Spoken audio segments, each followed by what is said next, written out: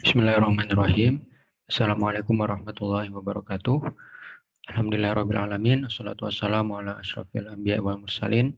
Sayyidina wa maulana Muhammadin wa ala alihi wa sahbihi ajma'in amma ba'd. Kita kembali mulai perkuliahan kita dengan membaca basmalah. Bismillahirrahmanirrahim. Baik, pada video kali ini saya akan menjelaskan sebuah materi baru ya tentang statistik, yaitu analisis regresi.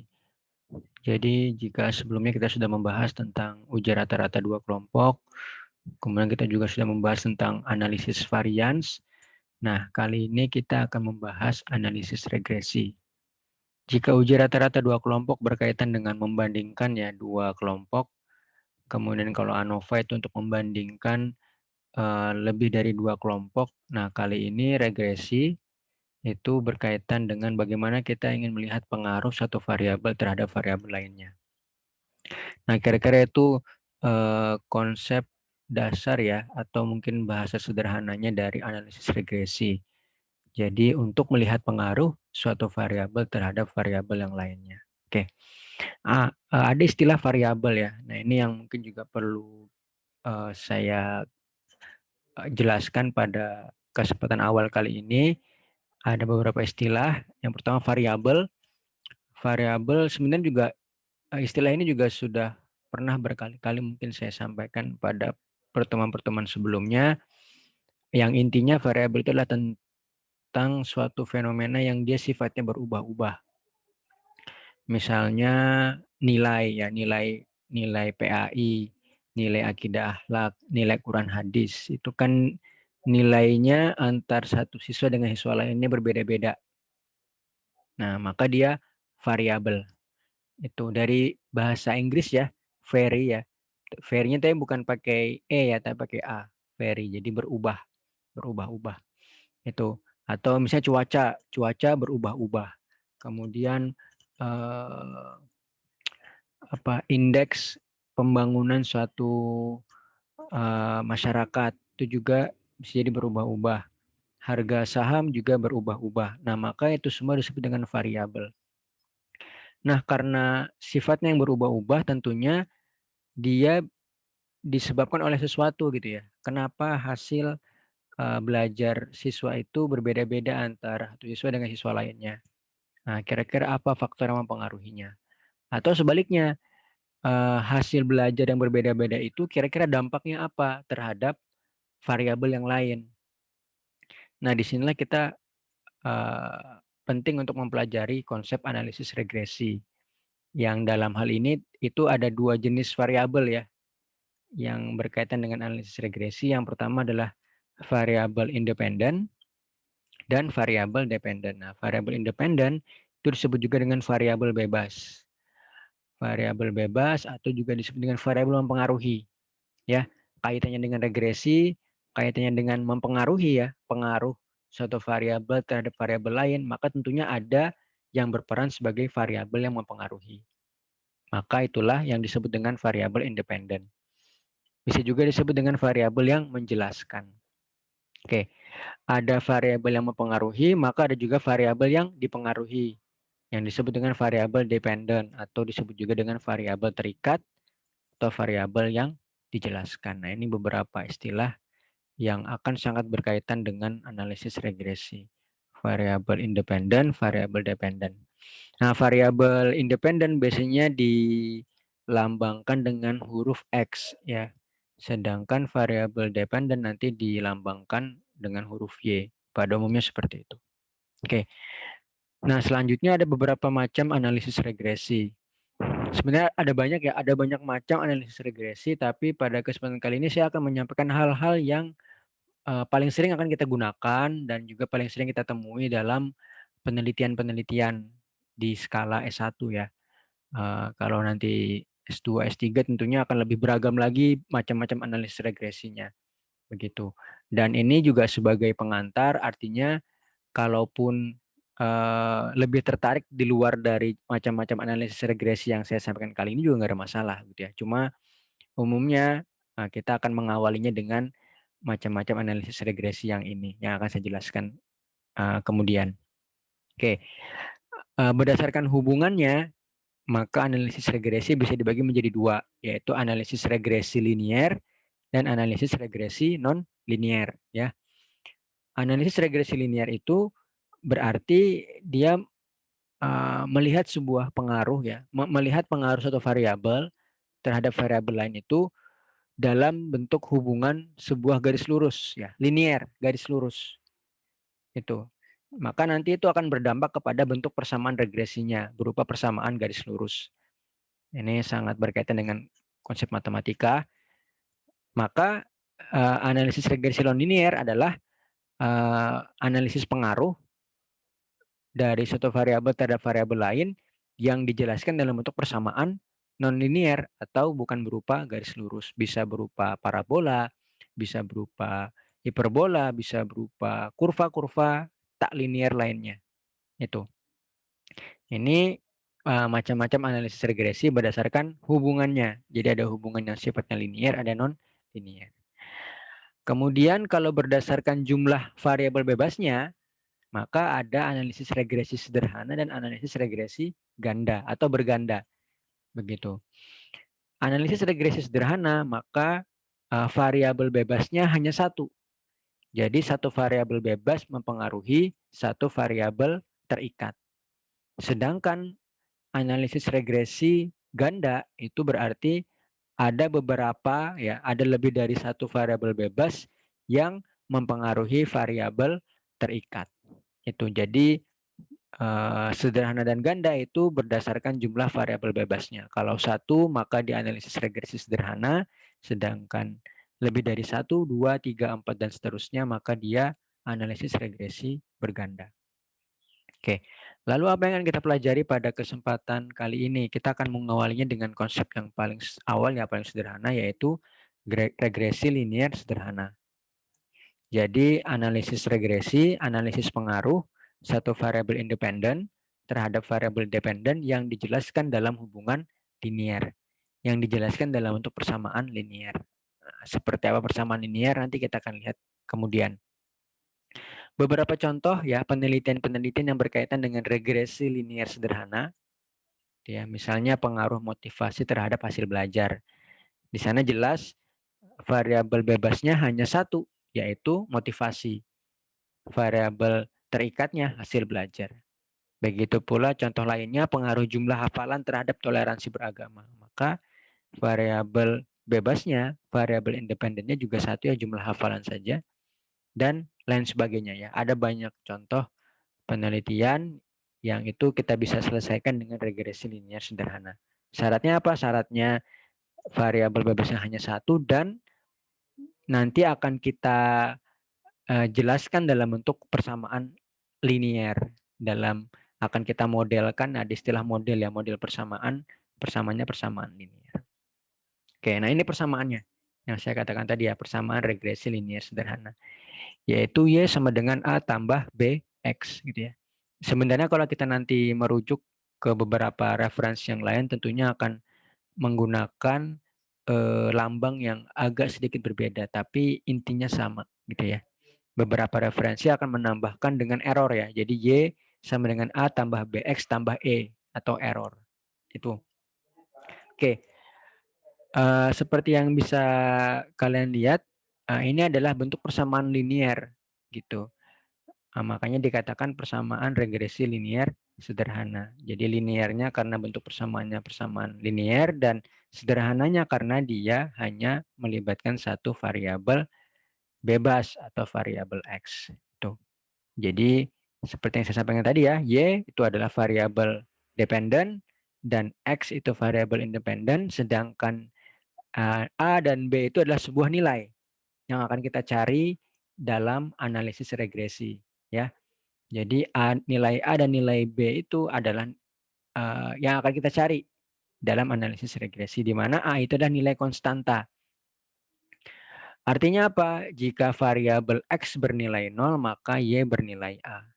Jelas, ya, jadi kalau persamaan yang di atas itu Y sama dengan A tambah BX itu, kita masukkan X sama dengan 0, maka B dikali 0, 0. Maka Y sama dengan A tambah 0, maka Y sama dengan A. Tuh, jadi ketika variabel X-nya bernilai 0, maka Y bernilai A. Kemudian B itu adalah koefisien dari variabel X, di mana setiap kenaikan satu satuan dari variabel X, maka ia akan meningkatkan jika nilai B-nya positif, atau dia akan menurunkan jika nilai B-nya negatif terhadap variabel Y sebanyak B satuan. Itu. Ini akan lebih mudah dipahami ketika kita mengerjakan contoh soal nanti. Itu. Lalu apa saja yang akan kita analisis ya dalam regresi linear sederhana ini? Ada 4 yang biasanya kita akan kerjakan dalam analisis regresi sederhana. Yang pertama, kita akan menguji dulu kesesuaian model regresinya, gitu ya. Dalam konteks ini kita memilih regresi linear. Jadi modelnya adalah model linear, model persamaan linear. Apakah model persamaan linear itu sudah tepat kita gunakan untuk menjelaskan pengaruh variabel X terhadap variabel Y? Nah, nanti kita akan lakukan uji F. Yang kedua, nilai koefisien determinasi.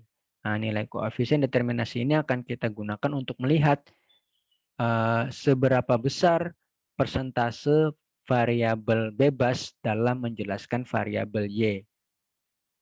Seberapa besar persentase variabel bebas dalam mempengaruhi variabel Y.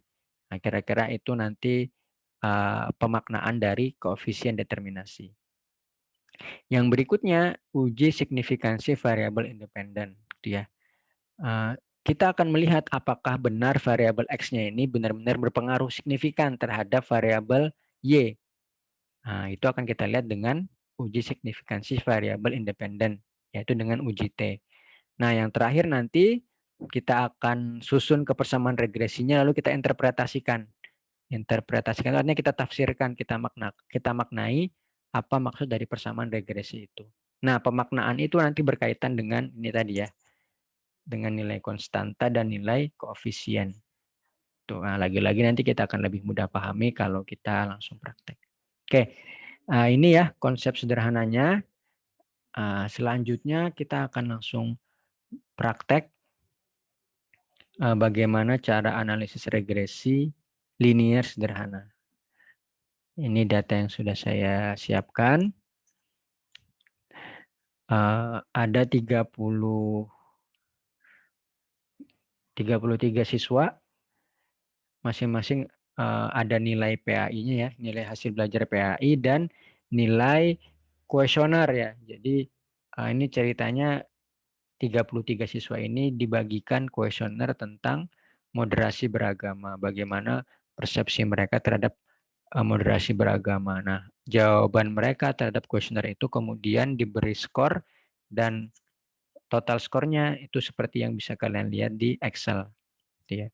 Nah, kita ingin melihat apakah hasil belajar PAI itu mempengaruhi persepsi atau konsep moderasi beragama siswa, gitu ya. Ya dugaan kita siswa yang punya nilai PAI tinggi, semakin tinggi nilai PAI-nya maka moderasi beragamanya semakin baik, begitu ya. Begitu pula sebaliknya, semakin rendah nilai PAI-nya maka pemahaman moderasi beragamanya juga semakin rendah. Itu contoh kasus yang akan kita bahas pada kesempatan kali ini. Oke. Nah, untuk kali ini saya tidak akan mengawalinya dengan hipotesis ya. Nanti hipotesis kita akan buat setelah proses analisis berjalan gitu. Dan hipotesis ini sifatnya ini ya, standar ya atau pakem ya, sebagaimana uji T maupun ANOVA. Kita bisa mengikuti format ini secara terus-menerus, tinggal menyesuaikan dengan contoh soalnya. Oke, jadi kita akan langsung analisis dulu di awal ini. Caranya sama seperti yang sebelumnya, kita menggunakan fitur analisis data analisis. Kita pilih data analisis, kemudian oke, ini masih berputar.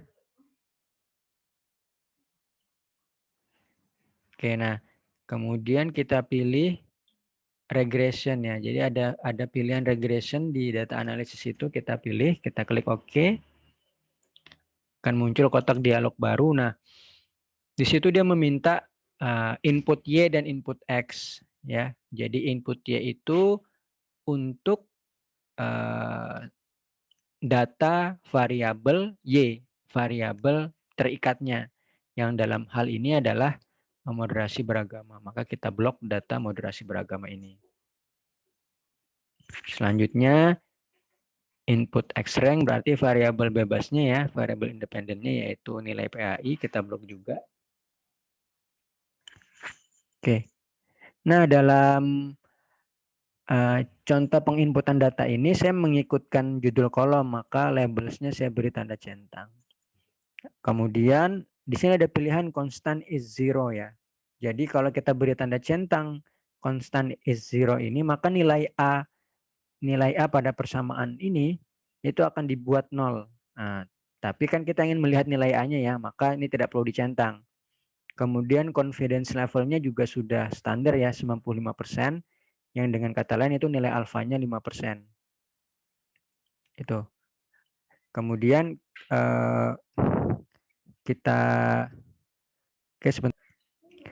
kita lanjutkan ya. Tadi ada selingan sebentar. Confidence level tidak perlu kita centang karena dia sudah standar ya. Jadi itu otomatis alfanya 5%. Begitu. Nah, tinggal output ranknya kita letakkan di lembar yang ini juga. Kita letakkan di sini misalnya. Sisanya tidak perlu kita centang. Kita bisa klik OK. Oke, sudah keluar hasilnya. Kita agak lebarkan sedikit tabelnya biar bisa terbaca.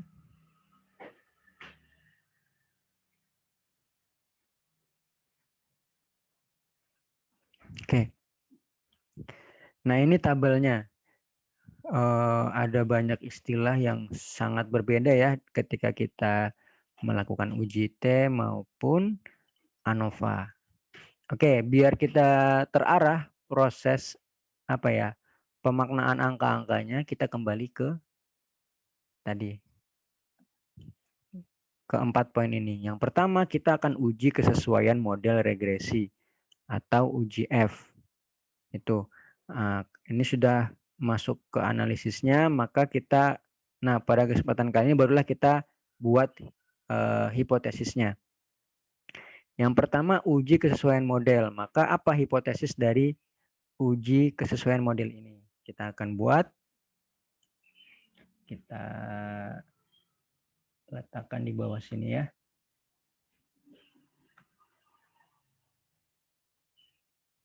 Oke, saya coba buka contoh file yang sebelumnya dulu, biar bisa di copy paste.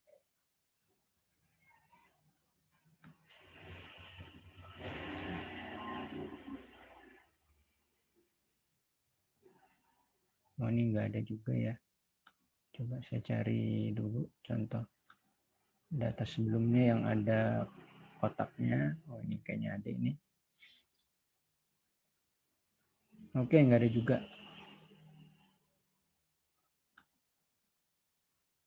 Saya kira di mana ya yang ada.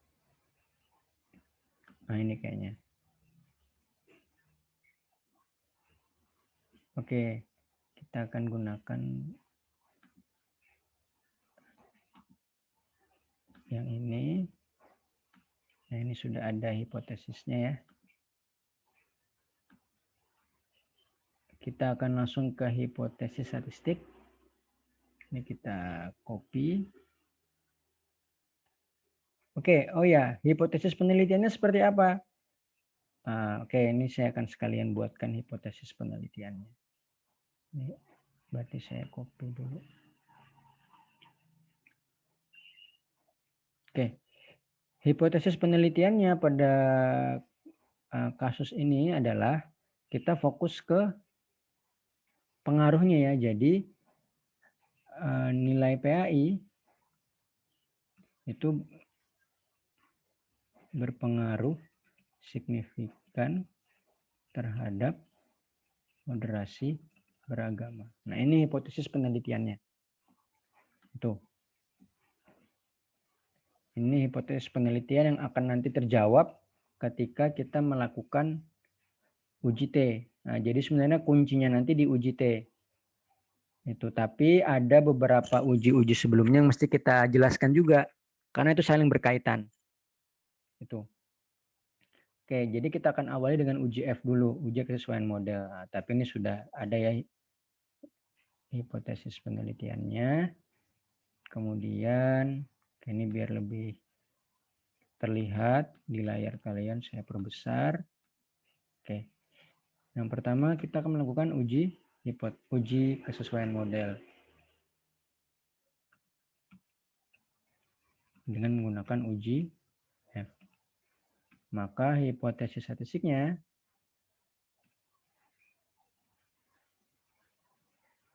kita pakai bentuk kalimat saja. H0 menyatakan model regresi tidak sesuai. Sedangkan H1-nya lawannya mengatakan bahwa model regresi sesuai.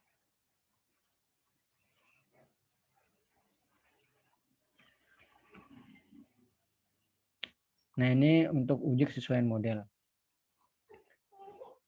Di mana kriteria penolakan juga sama ya. Jadi H0 ditolak jika nilai P kurang dari atau sama dengan alfa. Oke, ini saya buat tebal aja biar agak kelihatan. Oke.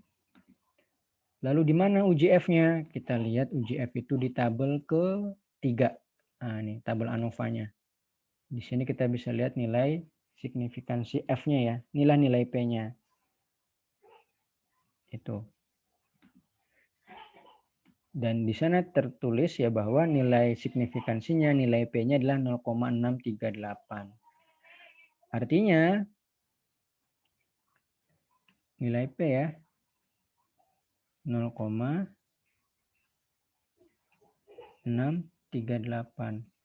itu lebih dari alfa. Oke, kalau gitu saya copy yang ini aja biar enak.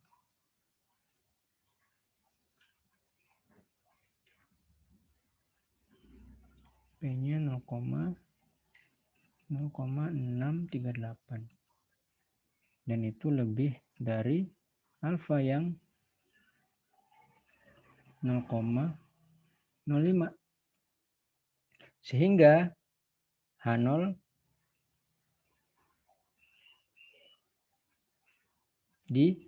diterima. Jadi pada contoh ini ternyata model regresinya tidak sesuai. Itu. Ya, jadi memang ini data saya buat ini ya, saya buat random ya, acak ya. Jadi bukan data asli. Ya meskipun juga data asli pun belum tentu juga menjamin dia akan sesuai ya model regresinya. Cuma ya itu nggak ada masalah. Itulah apa adanya ya. Kalau statistik mengatakan tidak sesuai ya sudah. Begitu. Nah, cuma nanti konsekuensinya kalau di kesesuaian model saja sudah tidak sesuai, apalagi ketika kita ingin melihat apakah nilai PAI-nya itu berpengaruh signifikan terhadap moderasi bergama atau tidak. Itu jelas sangat mungkin tidak berpengaruh signifikan. Itu. Jadi ketika modelnya saja sudah tidak sesuai, apalagi pengaruh nilai PAI terhadap moderasi beragamanya, itu bisa jadi sangat mungkin tidak berpengaruh signifikan. Tapi kita akan coba lihat ya, kita akan coba buktikan pada kesempatan kali ini. Nah, tapi sebelum itu kita lihat dulu nilai koefisien determinasi. Oke, itu yang kedua ya. Koefisien determinasi. Oke, atau dia disebut juga R kuadrat ya, R square. Oke.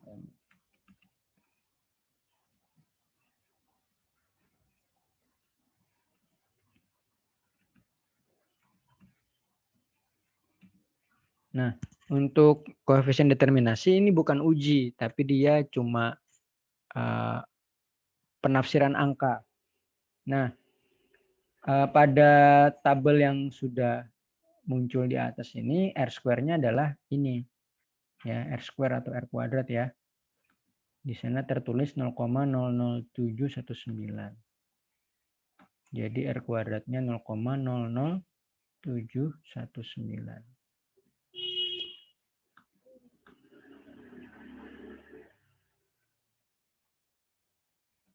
R kuadrat sama dengan 0,00719. Artinya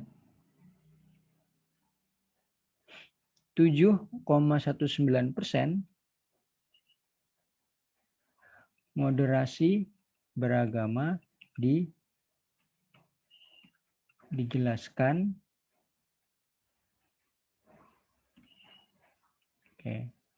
variabel moderasi beragama dijelaskan oleh variabel nilai PAI. Sedangkan sisanya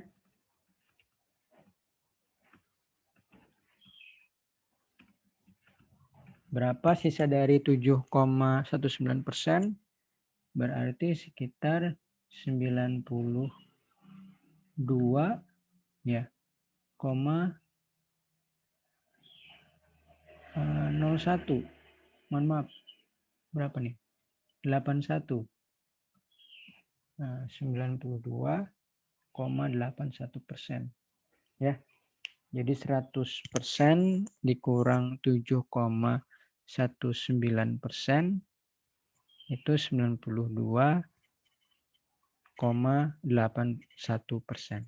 Sedangkan sisanya 92,81% itu dijelaskan oleh variabel lain. Oke. Ini bisa dipahami gitu ya. Jadi dalam teori kita tentunya yakin ya bahwa moderasi beragama itu, sikap moderasi beragama itu ada banyak faktor yang mempengaruhi, ada banyak hal yang mempengaruhi, tidak hanya nilai PAI. Begitu, hanya saja dalam penelitian ini kita fokus ke nilai PAI.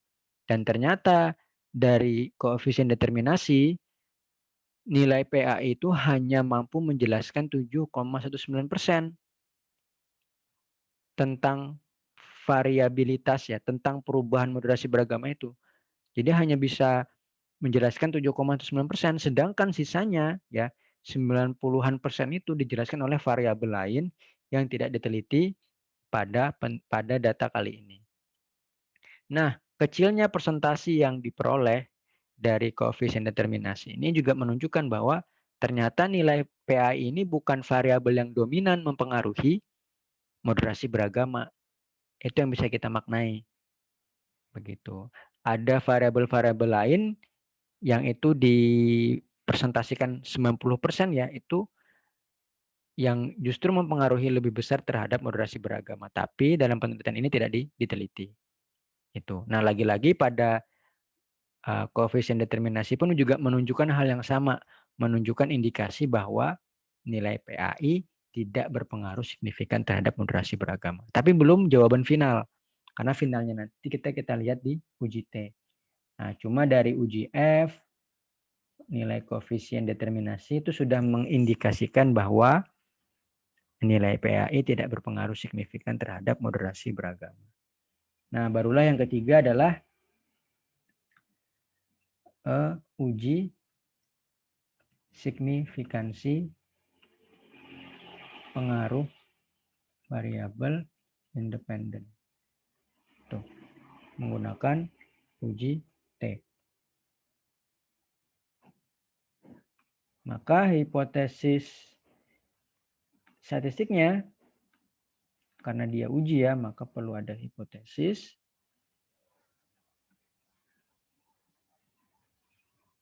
H0-nya mengatakan, oh ya, ini berarti kita copy hipotesis penelitiannya saja. Nah, hipotesis penelitiannya menjadi H1.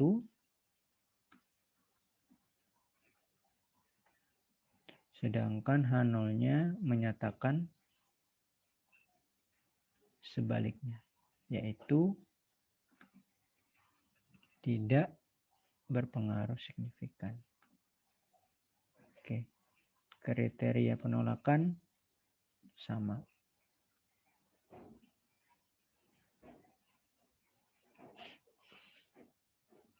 Nah, tinggal kita lihat bagaimana hasil uji T-nya. Nah, hasil uji T-nya kita bisa lihat di tabel yang ketiga. Nah, ini ada nilai p-value. Nah, kita akan fokus ke yang nilai PAI X ini. Berapa nilai p-value-nya? 0,638 ya. 0,638. Ya, jadi sama ya dengan uji F-nya ya 0,638. Nah, dan memang kalau dia hanya satu variabel bebas atau regresi sederhana, tentunya uji F ya, signifikansi uji F-nya dengan signifikansi uji T-nya itu akan selalu sama. Itu. Jadi 0,638 ya. Oke, ini berarti kita cukup copy yang di atas ini saja.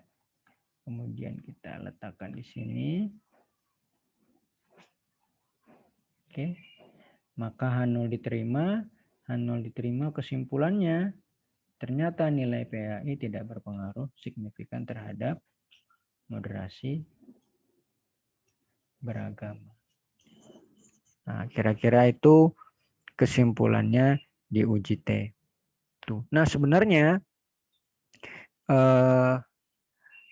ketika variabel bebas itu tidak signifikan, maka kepentingan kita untuk membahas poin yang keempat ini ya, interpretasi persamaan itu menjadi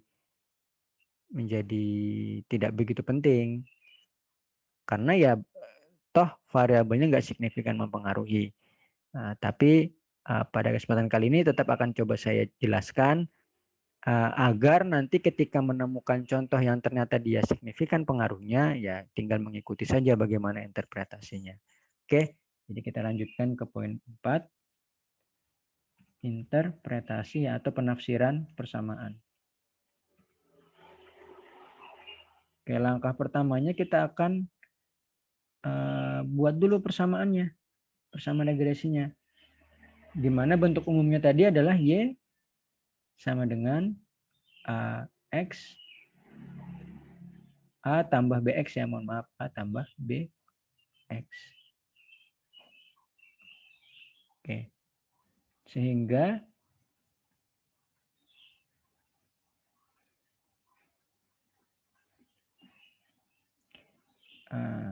nilai A tadi adalah nilai koefisien, nilai konstanta ya. Nah, nilai konstanta itu adalah nilai intercept ini ya, yang 0,002. Oke, ini kalau begitu biar agak beda, saya beri tanda yang ini merah. Nah, ini. Nah, ini nilai. Oh, mohon maaf.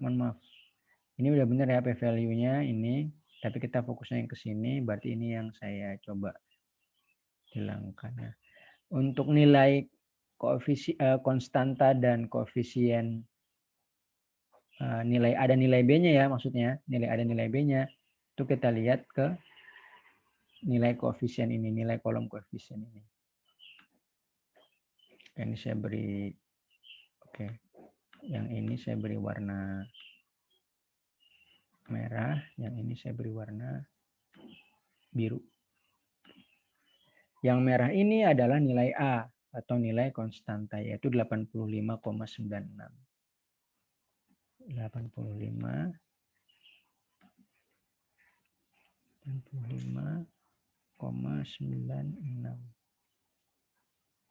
85,96. Oke, saya ambil dua angka di belakang koma saja biar lebih ringkas. Sedangkan nilai B-nya negatif 0,22. Negatif 0,22. Sehingga persamaannya menjadi 0,22. Nah, inilah persamaan regresi yang menunjukkan pengaruh nilai PAI terhadap moderasi beragama. Tadi ini warna merah ya, biar nanti bisa dicek. Sedangkan yang ini tadi yang warna biru. Karena nilai B-nya negatif, makanya persamaannya menjadi sebegini ya, 85,96 dikurang 0,22X. Nah, dari persamaan inilah kita bisa menginterpretasikan. Yang pertama, interpretasi dari konstantanya. Ya, sebagaimana tadi yang saya sudah jelaskan di sini ya. Jadi, interpretasi dari konstanta dan interpretasi dari koefisien X-nya. Nah, dari konstantanya, maka interpretasinya adalah jika nilai PAI siswa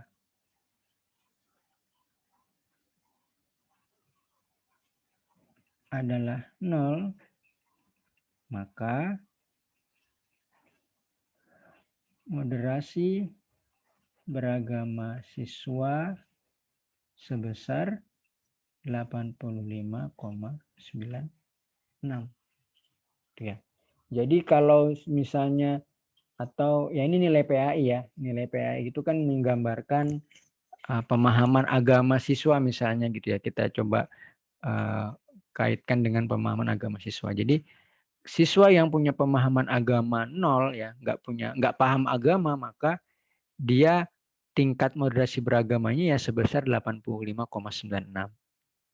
Kira-kira seperti itu penjelasannya. Jadi siswa yang paling tidak paham sekalipun dia punya sikap moderasi beragama tapi skornya sebesar 85,96. Itu interpretasi berdasarkan konstantanya ya, nilai A-nya. Sedangkan berdasarkan nilai B-nya, maka jika nilai PAI meningkat sebanyak 1 satuan, maka moderasi beragama siswa justru menurun. Nah, kenapa menurun? Karena ditunjukkan dengan tanda negatif. Berarti dia berbanding terbalik gitu ya. Jadi kalau nilai PAI-nya, jadi menarik ya data ini ya. Ya lagi-lagi kan ini karena datanya dibuat-buat ya. Jadi semakin tinggi nilai PAI-nya justru sikap moderasi beragamanya menjadi semakin rendah. Gitu kan ya. Nah, tapi ini nggak perlu dipikirkan lebih dalam lagi ya, karena ini datanya kan dibuat-buat. Nah, setidaknya dari sini kita bisa belajar, oh ternyata begini cara menginterpretasikannya. Jadi kalau dia tandanya negatif, kalau nilai PAI meningkat, kalau variabel bebas meningkat, maka variabel terikatnya justru menurun. Menurunnya sebanyak 0,22 satuan.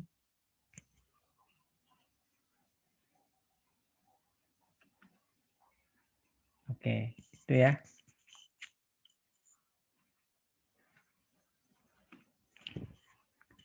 Dan sebaliknya, ini silakan ditulis sendiri saja lah ya, tidak perlu saya tulis. Sebaliknya, jika nilai PAI menurun sebanyak 1 satuan, maka moderasi beragamanya justru meningkat sebanyak 0,22 satuan. Jadi lawannya saja gitu ya.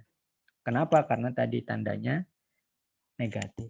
Nah, ini interpretasi persamaan regresi yang juga penting kalian pahami ya, bagaimana menginterpretasikan suatu persamaan regresi. Karena nanti kita akan bisa menjelaskan, oh semakin tinggi nilai PAI, semakin rendah moderasi beragamanya.